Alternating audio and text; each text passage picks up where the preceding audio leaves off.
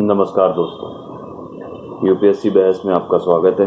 जैसा कि हमने आपसे वादा किया था कि हम हर रोज एक नए टॉपिक पर यहाँ पर चर्चा करेंगे, हम उसी सिलसिले में आज फिर से हाजिर हैं आपके सामने। आइए शुरू करते हैं आज का टॉपिक। आज का टॉपिक थोड़ा दिलचस्प है और जानकारी से भरा हुआ है।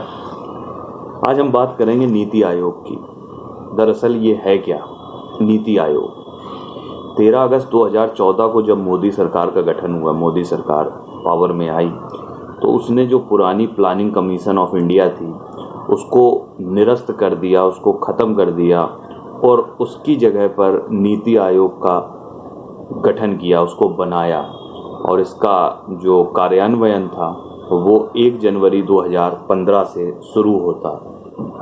नीति आयोग, नीति NITI, नीति का मतलब होता है national institute for transforming India.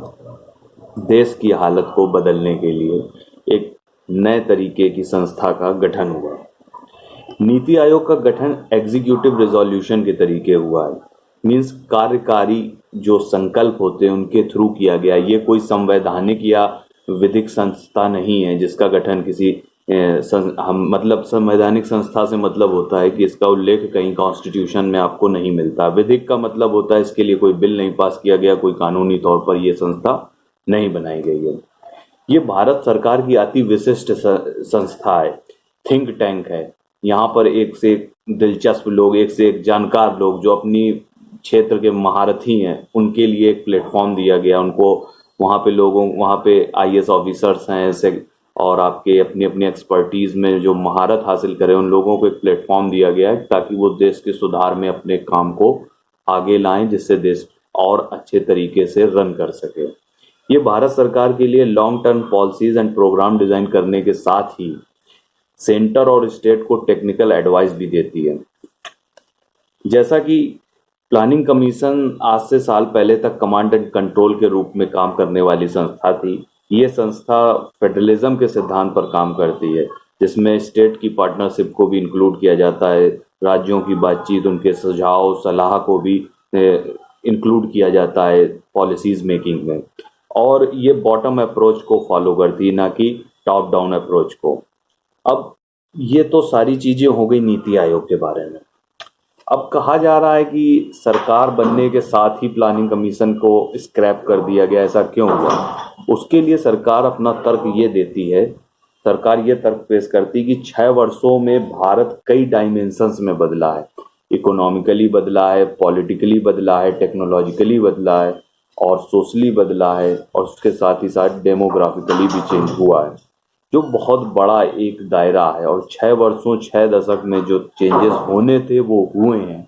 तो अब उन सारे चेंजेस को मेंटेन करना, उनको आगे बढ़ाना, डेवलपमेंट प्रोसेस को एक नए स्तर पे सुचारू रूप से चलाने के लिए प्लानिंग कमीशन को सरकार ने निरस्त किया और उसकी जगह एक नए तरीके से चलने वाली संस्था, जैसा कि नाम है नीति आयोग, उसका गठन किया। ये कैटालिस्ट का काम करेगा डेवलपमेंट प्रोसेस को। कैटालिस्ट मीन्स किसी भी प्रोसेस को तेजी से करने के लिए, बढ़ाया जाने के लिए। ये हॉलिस्टिक अप्रोच पर पूरी तरह बेस्ड है और किसी भी चीज को नर्चर करने के लिए उसको मीन्स खाद पोषक तत्व देना जैसा कहा जाता है, उस तरीके के काम में भी ये सहायक है संस्था।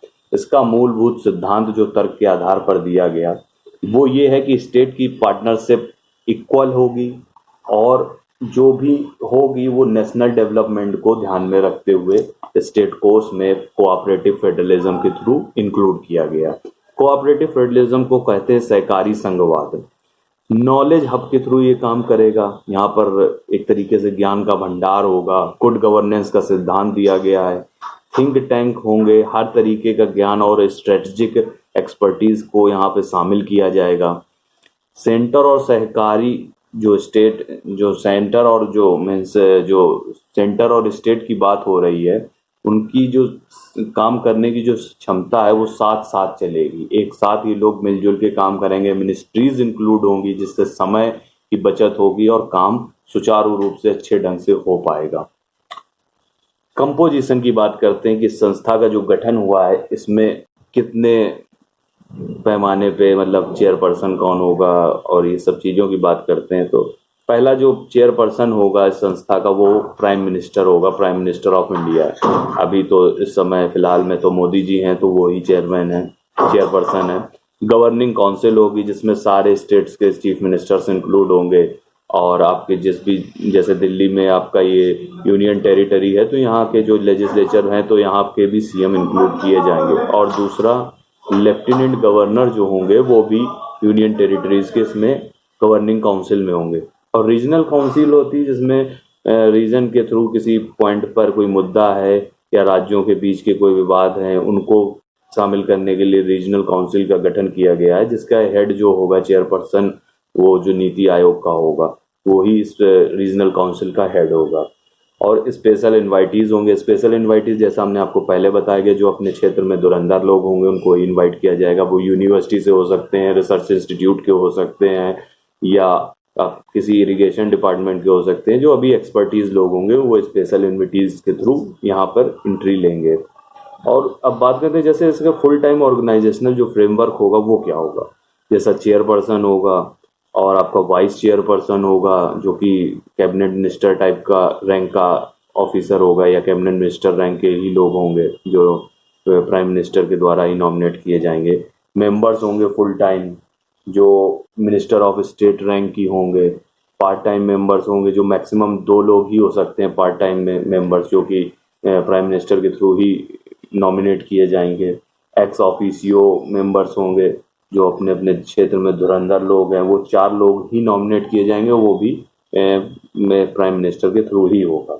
सेक्रेटरी, चीफ एग्जीक्यूटिव ऑफिसर जो होंगे वो सेक्रेटरी रैंक के ही होंगे जो यहाँ आपको नॉमिनेट किए जाएंगे पीएम के द्वारा।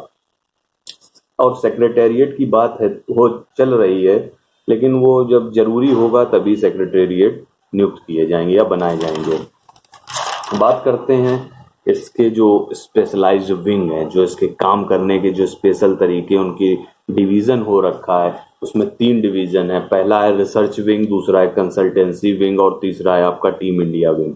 पहला जो रिसर्च विंग है, रिसर्च विंग में आपको जो पॉलिसी बनाई जाती है उसमें जो चीज़ों के लिए एक पैमाने निर्धारित किए जाते हैं, जो एक धारणा बना के तैयार किया जाता है प्रो फार्मा, उसके लिए जो थिंक टैंक, जो एक्सपर्टीज लोग की जरूरत होती है वो रिसर्च विंग में होता है। जैसा कि नाम ही है रिसर्च, रिसर्च करके वो पॉलिसी निर्धारित करते हैं और पॉलिसी बना के भारत सरकार को पेश करते हैं। दूसरे नंबर पे आता है कंसल्टेंसी विंग। कंसल्टेंसी विंग वो विंग है जो इन सब पॉलिसीज पे बहस करती है और उस पर उपचार बताती है। अगर कोई चीज़ नहीं जमीनी स्तर पे लागू हो सकती तो उनके बारे में चर्चा होती है। फंडिंग कहाँ से होगी उस पॉलिसी को लागू करने के लिए, पैसा कहाँ से आएगा और उनके सॉल्यूशंस क्या हो सकते हैं, ये कंसल्टेंसी विंग में डिस्कस होती हैं सारी चीज़ें। उसके बाद आता है team India wing.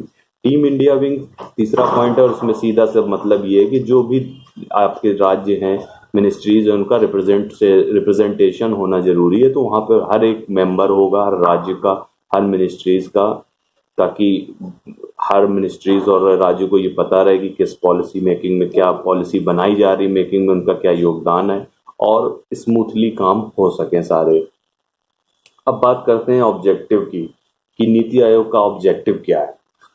NITI Aayog का फर्स्ट एंड मोस्ट ऑब्जेक्टिव ये है कि भारत के विकास को ध्यान में रखकर सभी राज्यों की भागीदारी के साथ देश को आगे बढ़ाना है, जिससे सभी वर्ग और दर्जा तरक्की कर सके। ये इसका बहुत ही इंपॉर्टेंट और मेन ऑब्जेक्टिव है। दूसरी बात है सहकारी संघवाद को बढ़ाना है, कोऑपरेटिव फेडरलिज्म को।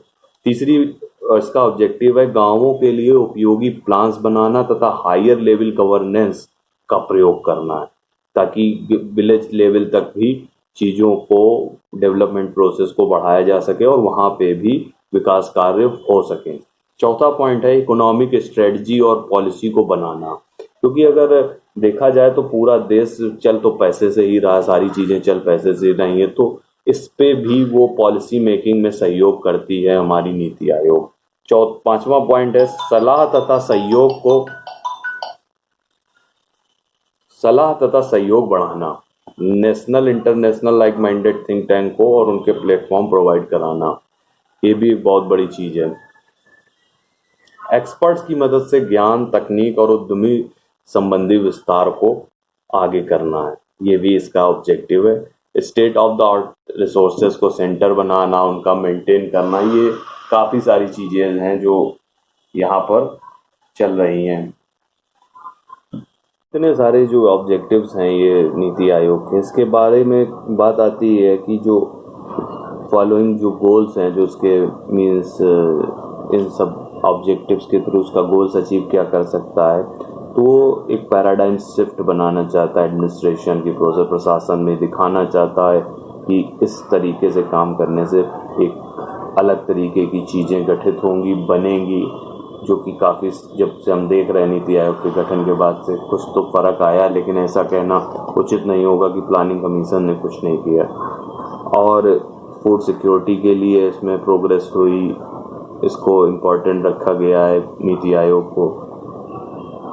और इंटरप्रेन्योरशिप के लिए इसमें लेवरेज दिया गया है कि आप पढ़ाइए चीज़ों को। ये सारे चीज़ें थी जो नीति आयोग का ऑब्जेक्टिव था, और उसके थ्रू जो चीज़ें अकम्प्लिश करनी है, गोल अचीव करने हैं, उन्हीं के थ्रू अचीव होंगे ये और आज ये जो नीति आयोग का हमने डिस्कशन किया है, इसीलिए किया कि बताना चाहते हैं कि प्लानिंग कमीशन को रिजॉल्व करके या उसको स्क्रैप करके नीति आयोग का गठन करना एक बहुत ही महत्वाकांक्षी योजना के तौर पर किया गया कार्य है, लेकिन उसकी जो हकीकत है वो ज़मीनी स्तर पे इतनी साफ़ सुथरी नहीं है। आशा करते हैं आपको हमारा वीडियो अच्छा लगा होगा। हम टू द पॉइंट बात किए हैं आज, जैसा कि हमारे चैनल का नाम है यूपीएससी बहस। हम हर पहलू पर बात करने की कोशिश करते हैं। समय को ध्यान में रखते हुए हम इस वीडियो को अभी यहाँ पर ख़त्म करते हैं। कोशिश है हमारी कि आपको ये वीडियो अच्छा लगे। अगर अच्छा लगता है तो आप इसे लाइक करें, सब्सक्राइब करें, शेयर करें, ज्ञान बांटें, खूब बढ़ाएं। तब तक के लिए धन्यवाद, नमस्कार, जय हिंद।